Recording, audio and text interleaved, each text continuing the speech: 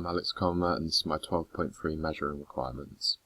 So what is energy? Energy is the strength and vitality required for sustained physical or mental activity. So it can either be measured in kilocalories or kilojoules. So 1,000 calories equals 1 kilocalorie, and 1,000 joules is 1 kilojoule.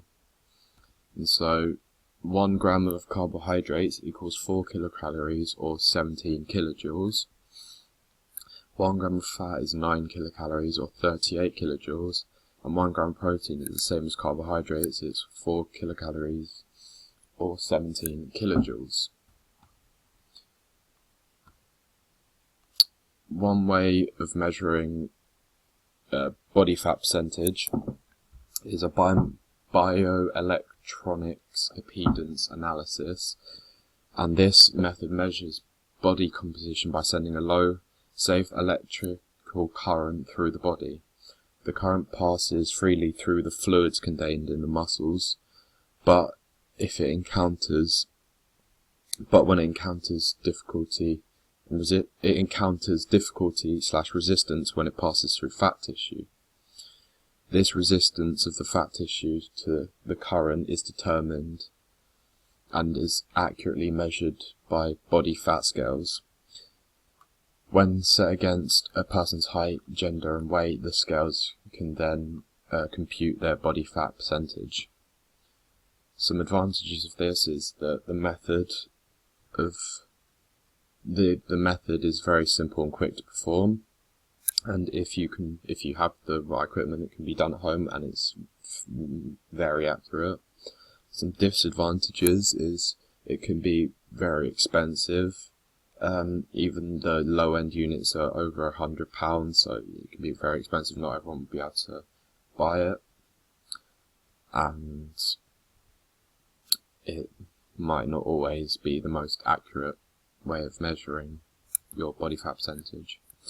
Another way of measuring body fat percentage is the skin fold analysis, or skin fold calipers. You use the skin fold calipers to measure 3 to 9 different anatomical sites around the body, and you pinch the skin with the skin fold caliper, and it basically has a scale on the side showing what percentage or how many millimeters the layer of skin is, and you take all the results you get and you put it into a calculator, and it will calculate your body fat percentage. So some advantages of this are that the skin fold measurements are widely utilized to assess body composition. It's really simple and is very, very cheap. But disadvantages is if you're not an expert or someone who knows exactly where to put the measurements, then it can go wrong really easily and you won't get as accurate measurements. The next part is the hydrodensitometry. This is a way of measuring body fat percentages as well, and you have to first of all weigh the dry subject. The dry weight of the subject is first determined, and then you put the subject with minimal clothing on in a specialised seat. He has to expel all the air from his lungs and then lowered into the tank of water until all body parts are immersed. Then the person must remain motionless underwater while the underwater weight is recorded. This procedure is repeated several times to get a dependable underwater weight measure. Some advantages of this is the underwater weighing is the most widely used test of body density, and in the past there was some disadvantages is that the equipment required to do underwater weight is really expensive, and the tanks are mostly located at universities and some other research institutions, so it's really hard to get access to, and they're also very, very expensive. So some more definitions. So what is BMR? So BMR is basal metabolic rate. This is the amount of energy required to sustain your body's vital functions in a waking state without doing anything. So without doing anything, just sitting down, an adult will use up 1.1 kilocalories per minute. Some factors that affect BMR are age, gender, climate, and physical activity.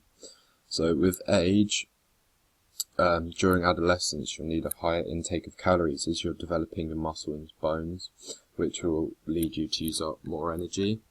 And when you're an older person, you'll have to use up more energy just to walk around and stuff, as your body won't be as lean and like muscly as it may have previously been. With gender, men tend to have bigger muscles and more muscle mass, so they require more energy in kilocalories compared to women. And also, women have a bigger body fat percentage, so they have to give up more energy to get all that away. With climate, so when you're in a hotter climate, you'll be sweating more and using up more energy, so you'll need even more energy to sustain the level of exercise you're doing, so you'll need more kilocalories to sustain that level of exercise. And again, when you're in a colder climate, you'll be shivering a lot, you'll be really cold, so you'll need lots of energy, lots of kilocalories to warm your body up, and so that you can get the blood pumping around and get all that energy to keep you warm. And so with physical activity, the more physical activity that you do, the more energy you'll need, so the more kilocalories you'll need, and the less physical activity you do, you won't need as much kilocalories and you won't need as much energy. So METs or metabolic equivalent task. This uses oxygen consumption per unit of body weight per minute to estimate exercise intensity, as oxygen consumption is directly proportional to energy. And to calculate METs, you have to work out the METs of someone's exercise. So let's go with a basketball game, that would be 8 METs.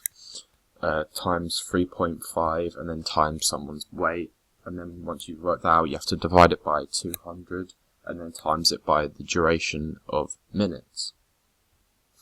And so what I've done here is calculated Shaquille O'Neal, a former NBA basketball player. I've calculated his METs, and so Shaq's BMR, so BMR is 15.07, considering he's between the ages of 18 and 30, but this is when he was playing, times his weight, which is 156 kilograms, add 692.6, so that's 3041.092. That's how to calculate the BMR. And then Shaq's METs, so I've done it on a training day with a game, so he'll only go to the gym for, let's say, 2 hours, and so going to the gym is 12 METs, times that by 3.5, and then times that again by 156, which is how much he weighs. That equals to 6,552. You have to divide that by 200, and then times it by how long he was in the gym, so 2 hours. That's 3,931.2.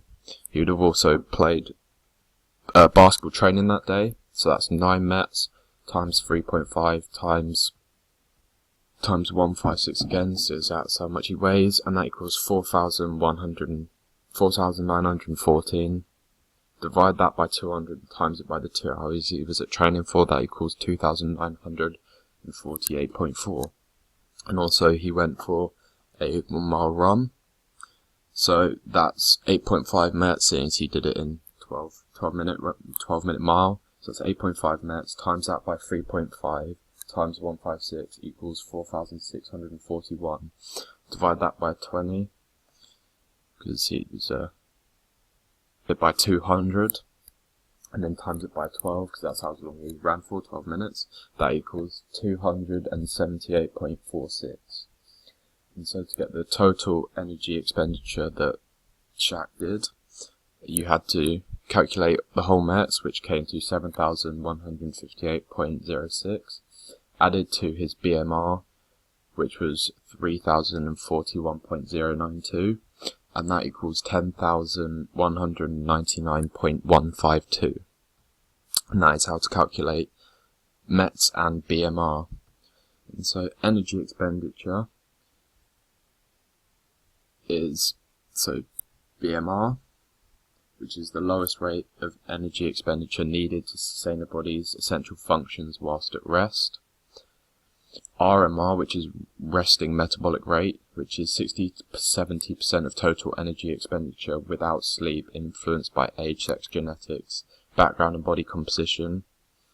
And then we have dietary thermogenesis, which is energy expended above that of the RMR for the process of digestion, absorption, transport and storage of food.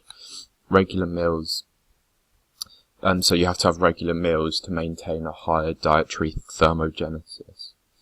And there's also adaptive thermogenesis, which is energy expenditure that occurs as a result of environmental or physiological stress that are placed on our body, so shivering, sweat, stress, all that stuff. And there's physical activity, so in addition, this is additional energy above the RMR, and dietary thermogenesis relating to the specific energy undertaken, so METs, and exactly how much you'll do each day. So this graph is talking about energy intake and energy expenditure. So if you have loads of energy, like eat loads of food, take in loads of energy, but you don't do any exercise or expend any of that energy, then you'll gain loads of weight. Whereas if you don't take in any energy, so don't eat any food or anything like that, well, you do loads of exercise, then you'll lose loads of weight. But the best way to maintain your weight and keep healthy weight is to eat lots of food, but then also counter that by doing enough exercise to counteract the amount of food that you're eating and keep a healthy weight and keep strong. And then there's direct and indirect calorimetry. So direct calorimetry measures the amount of heat the body produces. And so this will, to work this out, you'll have an athlete working in an airtight chamber, as you can see in the graph here. And there will be coils in the ceiling containing water. And when he starts to sweat and give off heat energy, then they'll calculate the specific temperature that he's giving off, and then that can work out your body fat percentage and how much energy expenditure you're actually doing. And you have to wear a mouthpiece so that when you breathe, that doesn't affect the area around you. And there's also indirect calorimetry, which estimates heat production by measuring respiratory gases. This estimates heat produced by measuring respiratory gases, often via the Douglas bag. So this is where you wear a bag, you wear like a mouth guard, and then breathe into a bag, and that will collect the gases that you produce. And energy consumption is calculated from the amount of oxygen that the bag gets in it. So 1 litre of oxygen equals 4.8 kilocalories, and then from there you work out how many kilocalories they used. If they used up 5 litres of oxygen, 10 litres, whatever, you can work it out from there. And that is my 12.3 measuring requirements PowerPoint. Thank you for watching.